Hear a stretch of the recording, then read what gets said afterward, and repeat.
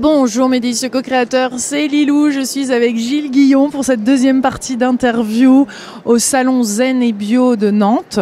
Donc comme je vous l'avais promis à la fin de la première interview qui était elle sur le dictionnaire de la vie où tout a un sens, donc toute cette symbolique en fonction de nos maladies, des voitures, de nos gestes, des animaux de compagnie qu'on va avoir chez nous, tout ça va nous donner des indices sur qui nous sommes et pour se sentir de plus en plus épanoui aussi, d'avoir une vie qui a un sens et qui nous correspond, trouver sa mission de vie. Enfin, en tout cas, de beaux indices, de grands indices qui nous permettent d'évoluer sur ce chemin qui est bien long, sans fin, et c'est une bonne nouvelle. Mais là, on a un nouveau de tes livres, un livre qui est complètement différent des autres, dans lequel tu te mets dans une situation vulnérable, une situation qui est authentique, une situation qui bouscule, je suppose, plein de choses en toi, puisqu'après avoir rencontré ce sage, qui habite pas très loin de chez toi apparemment, tu as décidé d'écrire le guide pour devenir un petit dieu, parce que pour toi, nous sommes tous des petits dieux. Alors, parle-nous de la raison de... Pourquoi tu as décidé d'écrire ce livre, en fait ? C'est en fin de compte... il y a donc après avoir créé l'école de l'intuition avec Vanessa depuis plus de 28 ans et l'école de coaching depuis plus de 18 ans et d'avoir fait plein de travail sur moi, de développement personnel, etc. Il y a 5 ans, il y a eu la moitié de moi qui n'était pas bien. Même chez la femme de mes rêves, un métier sympa, une maison sympa, mais j'étais pas bien. Je pouvais aller aux Philippines, dans un hôtel super avec des amis, mais je n'étais pas heureux. Et donc, un truc. Ouais. Et donc j'ai commencé à m'inquiéter parce que je croyais avoir tout, et puis en fin de compte, j'étais pas heureux.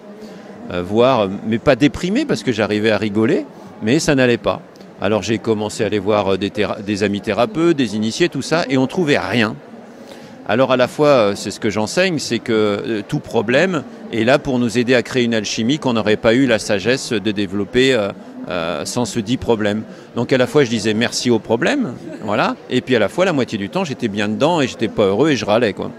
C'est pas évident, parce que ce que tu décris là, ça arrive à de nombreux auteurs, personnes qui ont enseigné pendant de nombreuses années, thérapeutes. Et puis à un moment, il y a autre chose qui s'en mêle et c'est vrai que c'est comme un deuxième souffle là que t'entraînes. Ah oui, tout à fait, on est perdu, à la fois on a des bases et nos bases ne fonctionnent plus bien, on comprend rien, quoi. Mais c'est seulement quand on est perdu qu'une autre alchimie peut se faire en nous, sinon on est toujours dans le contrôle. Donc c'est un cadeau. Hein, c'est un sacré dilemme, parce que je vois même Sonia Choquette, qui a écrit une 30aine de livres sur ce sujet et tout, qui s'est développée.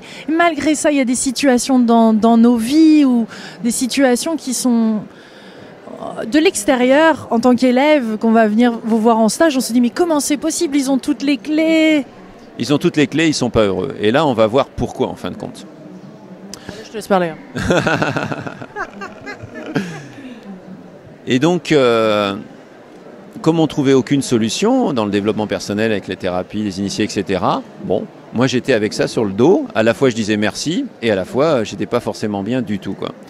Et donc, comme un chien se laisse pas mourir, j'ai envie de l'exprimer comme ça, de faim, eh bien je me suis mis à méditer.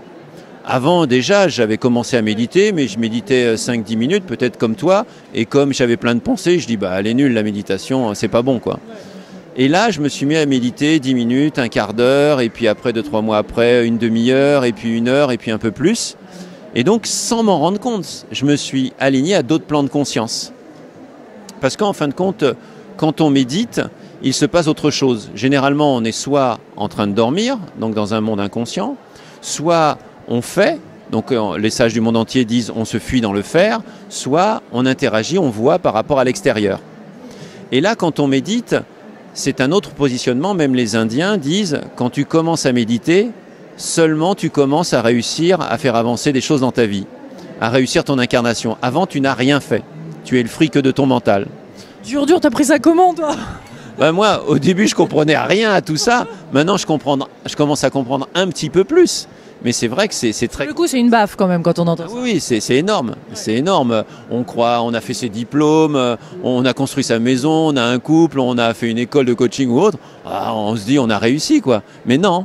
Alors, tout ce que je vous indique, vous pouvez le ressentir comme juste, mais on ne peut pas le comprendre mentalement, puisque le mental a accès au moi, à l'ego, mais n'a pas accès au soi, quoi. Toi-même, ce qui est important aussi de dire, c'est et c'est ce que je comprends à travers ce livre et ce que tu dis, c'est que toi-même, tu es en chemin. Donc toi-même, tu reportes une parole là, qui est le parole d'un sage qui t'a enseigné ça, et que ça ne remplace en aucun cas ce que cette personne-là a dit avec cette vibration-là de sage.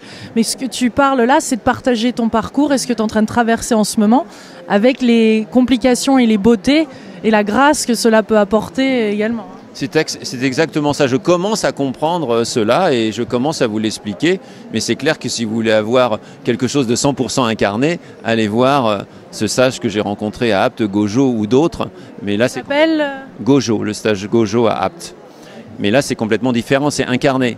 Alors, je fais juste une pause là-dessus parce que c'est intéressant. Les êtres incarnés, pour toi, il y en a sur cette terre qui sont complètement incarnés, éveillés. Des fois, on parle de ascensionnés, des fois, on parle de presque illuminés dans la version américaine du terme, quand on traduit. Ils existent pour toi? Parce que des fois, il y a un leurre autour de ça aussi qui peut... Par rapport à ascensionné, illuminé, moi, j'en ai pas rencontré, donc je peux pas vous dire là-dessus. Voilà, je respecte l'avis de chacun. Par rapport à des sages, on arrive à le voir, à le ressentir surtout, quand on est prêt. Parce que quand on n'est pas prêt, on ne va même pas les chercher.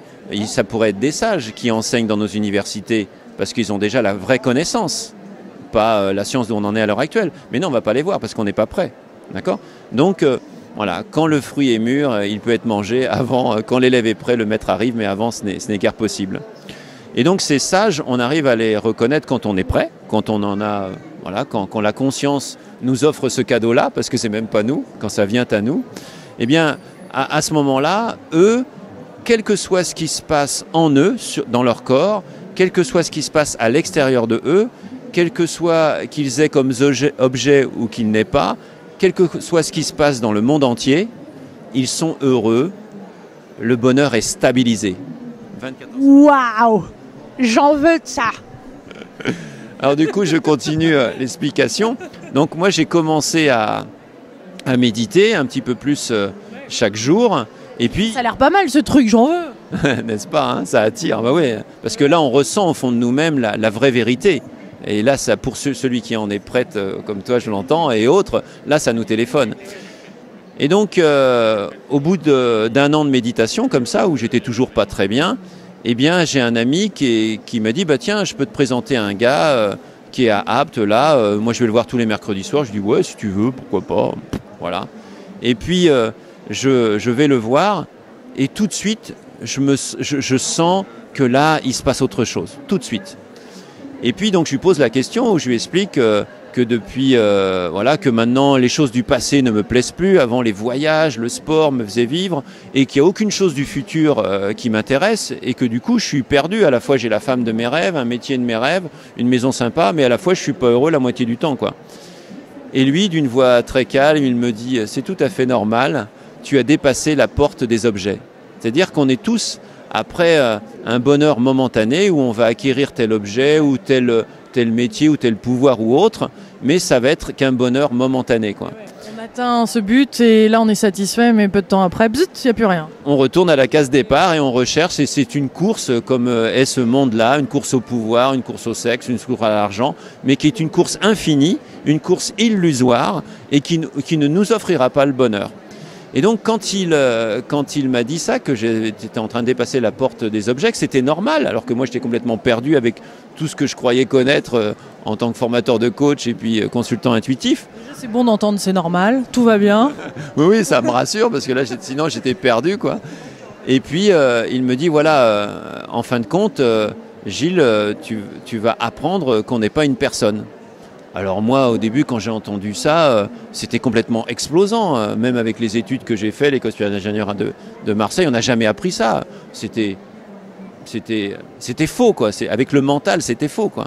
Et c'est tout à fait normal, puisque le mental n'a pas accès au soi, n'a pas accès au tout, il a accès qu'au moi, qu'à la personne. Et le moi, il s'est créé quand, en fin de compte? Quand on avait 0 à 3 ans, on était dans le tout. Voilà, dans le soi, en relation avec l'extérieur, etc. Comme les gens qui vivent un petit peu dans des tribus très retirées, voilà, eux, ils peuvent trouver la plante qui les soigne, ils n'ont pas besoin d'aller à la pharmacie, etc., naturellement. Et puis après, on s'est séparé du tout, puisqu'on t'a dit, bah, tiens, tu t'appelles Nathalie, tu t'appelles Gilles, tu t'appelles Hervé. Et puis on a dit, tiens, toi, tu es un homme, toi, tu es une femme. Donc on a été dans la séparation et on a été dans le mental, dans ce qu'on apprend sur Terre, bah, l'alphabet, tout ça, etc. On a eu des petites baffes de la vie, enfin on a appris des leçons, des choses, si des fois pas la bonne information qui arrivait. Dans le coup, on a fait nos propres interprétations, il nous manquait des éléments en grandissant quand même. Et tout à fait. Et dans les pays dits développés, il y a très peu de ça. C'est plus en Inde ou dans d'autres pays, quoi. Donc voilà, c'est le chemin qu'on parcourt. Et c'est là donc, quand il a commencé à me dire, mais Gilles, tu n'es pas une personne, ou voilà, on n'est pas une personne. On est en fin de compte.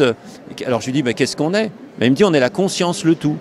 Mais je lui dis, mais c'est moi qui pense. Il me dit, non, pas du tout. Alors ça, c'est explosant à comprendre. Même encore maintenant, j'ai encore des difficultés à le comprendre. C'est-à-dire que il nous indique que les pensées viennent à nous et repartent, donc ce sont des objets. Tout objet a un début et une fin. On a des sensations qui viennent à nous et qui repartent un certain temps, c'est aussi des objets. On a des perceptions extérieures, voilà, des bruits ou des gens qu'on peut voir à l'extérieur, qui arrivent et qui repartent. Et on a un corps qui naît et qui meurt. Voilà. Mais quand on cherche, en dehors de ces quatre choses-là, il n'y a personne. Il y a un tout, une conscience, voilà, appelez-le Dieu, le tout, la création qui nous régit, mais il n'y a pas la personne qui nous régit. Et alors comment ça se fait qu'on est tous, donc, parce qu'on se sent, on peut se sentir qu'on fait partie d'un grand tout, mais on est quand même une expression unique. Alors, chacun, on va dire, est un parfum du tout. Voilà, il y a une certaine forme, mais tant qu'il est l'objet de son mental, il ne pourra pas connaître le bonheur momentané. Alors, justement, pour arriver à vous l'expliquer autrement, imaginez un lustre avec plein de parties en dessous. Ben, en développement personnel, on va travailler telle partie, telle souffrance, ou parce que je suis une femme, ou, voilà, ou se relaxer, etc. On va enlever différentes branches. Mais une vie ne va pas suffire à enlever toutes les branches. C'est-à-dire qu'on sera toujours une personne, on sera toujours dans un bonheur plus ou moins momentané. Or là, lui, le sage, qu'est-ce qu'ils font, la sagesse, c'est complètement différent. Ils coupent la base de la personne, le lustre, et c'est le développement impersonnel. Et là, pour redevenir le tout comme on était de 0 à 3 ans. Et donc pour lui, c'est que ça, et c'est pas ça plus du développement personnel. Ah oui, ça, eux, on peut aller les voir que quand on n'a plus d'ego ou quand on est prêt à faire exploser l'ego, parce que là-dessus, ils ne vont pas vous louper. Ils vont trancher, il n'y a pas de personne. Ça, c'est une illusion du mental, c'est une illusion totale. De ta perspective et de ce qu'ils t'ont appris, mais c'est que il y a juste le côté en tant qu'être humain. On a une histoire, je vois des gens que j'ai pu interviewer qui parlaient de l'ouverture de cœur, et pour eux, si à partir du moment où on était dans l'ouverture de cœur, tout le reste allait se transformer, ou une personne spirituelle qui disait mais si on est dans ce grand tout et tout le reste va se transformer, et au final ce que je me suis aperçue c'est que c'est pas que ça, quoi. C'est pas le fait de se sentir relié dans la conscience au grand tout qui suffit malheureusement. En fait c'est les deux qui doivent être en pas à pas, main dans la main, et nous sommes des êtres incarnés sur Terre, donc il y a des deux, tu vois, pour moi. Il y a une mémoire cellulaire, il y a des choses qui sont là, qui sont bien à libérer, à apaiser, à accepter, à pardonner, tout en étant dans cette connexion divine, du grand tout, qui est là, omniprésente, qui nous guide, qui nous traverse. N'est-ce pas un juste équilibre entre les deux ? Alors, dans ce que tu dis, c'est une partie qui est tout à fait juste, et d'ailleurs les sages du monde entier le disent, la réalité n'existe que dans le moment présent, pas dans le passé ou dans le futur ou dans le connu, d'accord ? Et va à chaque instant vers ce qui t'amène du bonheur, en dehors d'une éducation, du mental, de la logique, d'un sexe masculin ou féminin, d'accord ? Donc c'est ce que tu dis, quand on est dans le tout, quand on est dans le moment présent et qu'on va à chaque instant vers ce qui nous amène du bonheur, on est en fin de compte la conscience. Mais dès qu'on revient dans le mental, il faut faire ci, il faut faire ça c'est bien, ça c'est mal, tu quittes le tout et tu redeviens la personne et la dualité. Surtout quand on prend des grosses baffes, perte d'emploi, maladie, tu vois, échec, qu'on va vivre comme un échec. À la fois, surtout, là on peut avoir une partie colère, etc. Mais en même temps, ce que l'on remarque, c'est quand la souffrance, suite à un problème comme tu viens de le décrire, est supérieure à la peur, on ne va plus pouvoir raisonner avec le mental et il y a une alchimie, un lâcher-prise qui va pouvoir se faire où on redevient peut-être inconsciemment, bien sûr, le tout puisqu'on va plus rien comprendre. Et à ce moment-là, d'autres choses vont pouvoir venir à nous, quoi.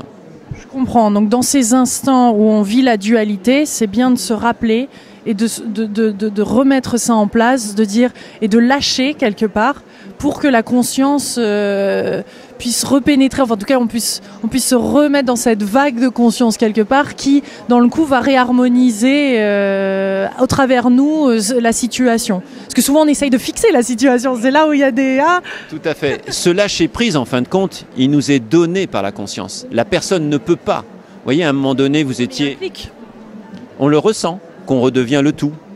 Comme moi, quand je médite, souvent pendant 1 heure, 2 heures, je suis dans le moment présent. Et puis après, je commence à voir mes peurs ou mon mental qui reviennent et à nouveau, je me réassocie à la personne, à faire des choses, etc. Et on se fuit souvent dans le faire et dans le voir, quoi. Il y a une petite phrase qui t'a appris, non parce que avant que la conscience repénètre, il y a ces moments de grâce et d'un seul coup, est-ce qu'il y a quelque chose à se dire ou à se rappeler ou à juste une affirmation, un mantra ou méditer peut-être qui permettrait dans ces situations-là de re-switcher vers de lâcher le mental, en gros? Quand on est prêt, la conscience nous l'offre et nous le donne. D'accord ? Si vous n'êtes pas prêt, moi avant je ne m'intéressais pas du tout à ça, voire même je m'en serais moqué. Donc à un moment donné, il y a une orchestration du tout qui fait que le soleil vient tous les jours, on respire à chaque instant. Nous on croit que c'est nous qui faisons les choses, mais non, c'est la conscience, la création qui fait ça. Nous on ne fait rien, quoi. Mais on a cru, et c'est là notre illusion, que c'était nous qui faisons, quoi. Alors, faut avoir envie, ou ça nous est donné plutôt, de s'intéresser à la conscience. À ce moment-là, d'aller voir des sages va vous aider, bien sûr, à plus comprendre ça, à ressentir. C'est même pas le comprendre, puisque le mental ne peut pas le comprendre, enfin difficilement. C'est plutôt ressentir cette énergie qui va venir à l'intérieur de vous. Et il est clair que la méditation aussi va le faire. Alors, vous avez les méditations en voie indirecte, que j'explique d'ailleurs dans ce livre, Le guide pour devenir un petit dieu. Et là, qui sont par exemple où on va se concentrer sur l'inspire et l'expire dans le ventre, où on va se concentrer par une répétition d'une prière ou d'un mantra, etc. Ça s'appelle les voies indirectes, qui sont utiles et justes aussi, puisqu'elles existent. Tout est juste et parfait. Et sinon, moi, ce qui m'a beaucoup aidé, c'est la voie directe. C'est-à-dire que on s'assoit, on arrête de se fuir tous les jours dans le faire, on ferme les yeux, on arrête d'interagir par rapport à l'extérieur. Et écoutez bien, s'il y a des pensées durant cette méditation, c'est très bien. S'il y a des pensées dans cette méditation, c'est très bien, m'a dit ce co-créateur. S'il n'y a pas de pensée, c'est très bien. S'il n'y a pas de pensée, c'est très bien aussi. Et à ce moment-là, si vous voulez, parce que comme le mental va essayer de nous récupérer, moi quand je méditais il y a 10 ans, je pensais, alors je me suis dit la méditation n'est pas bonne. Donc je m'étais fait récupérer. D'accord ? Donc la voie directe, c'est simple. Et ça vous permet d'être dans une autre position que le sommeil où on est dans l'inconscient, agir, bouger où on se fuit dans le faire, et puis être une interaction par rapport à l'extérieur. Et là, en fin de compte, il se passe une autre alchimie quand on est réveillé dans la conscience et qu'on est l'observation de ces pensées qui viennent et qui repartent, de ces sensations qui viennent et qui repartent, et de ces perceptions qui viennent et qui repartent. Eh bien, il se passe une alchimie que le mental ne peut pas comprendre et où là, la conscience va pouvoir un peu plus se révéler en vous, avoir de la place et vous allez être plus conscient, vous allez être plus sur le cœur, vous allez plus comprendre le tout, vous allez être moins dans la séparation et la dualité. Et ça, c'est un cadeau immense que j'ai découvert il y a maintenant 4 ans et que je commence à transmettre un tout petit peu, parce que c'est une passion, mais je le transmets pour un peu mieux l'incarner chaque jour, parce que je ne le suis pas encore tout le temps, bien sûr. Et donc, c'est des week-ends qui s'appellent Coaching Intuitif et Sagesse, où on apprend à méditer, où on fait de l'expression, du yoga spirituel pour redevenir le tout, non pas être limité à ce corps, mais comprendre qu'on est tout, en fin de compte, etc., pour retrouver cette sagesse-là, qui est pour moi l'école la plus grande du monde. Quand j'ai rencontré ce sage, je me suis dit « Ah, ça y est Gilles, tu as cherché ça depuis des milliers de vies et c'est enfin devant ton nez. » Mais par contre, il y a un certain temps avant de l'incarner et de le comprendre et de l'être tous les jours, quoi. Comme tu dis, d'être en présence de ces sages-là, c'est vrai que c'est un énorme cadeau et quand ils apparaissent, c'est comme pour moi, c'est comme d'interviewer quelqu'un qui a fait une expérience de mort imminente aussi. Il y a quelque chose qu'ils incarnent, qu'ils ont dans leurs yeux et qui transmettent, qui est de l'ordre vibratoire aussi au-delà. Et ça, c'est des énormes cadeaux de la vie parce que c'est là où on a une transmission directe. Et c'est bon et j'espère qu'à travers ces vidéos, vous pouvez ressentir ces belles vibrations qui vont jusqu'à chez vous et qui, je suis sûre, peuvent aider et contribuer, surtout avec les beaux mots que Gilles nous a mis sur devenir le guide du petit Dieu. Merci Gilles. Voilà, vous êtes tous un petit Dieu parce que c'est nous-mêmes qui créons par nos pensées, par nos actes et par notre verbe. Gros bisous à vous, délicieuse journée, soirée, matin. Gros bisous.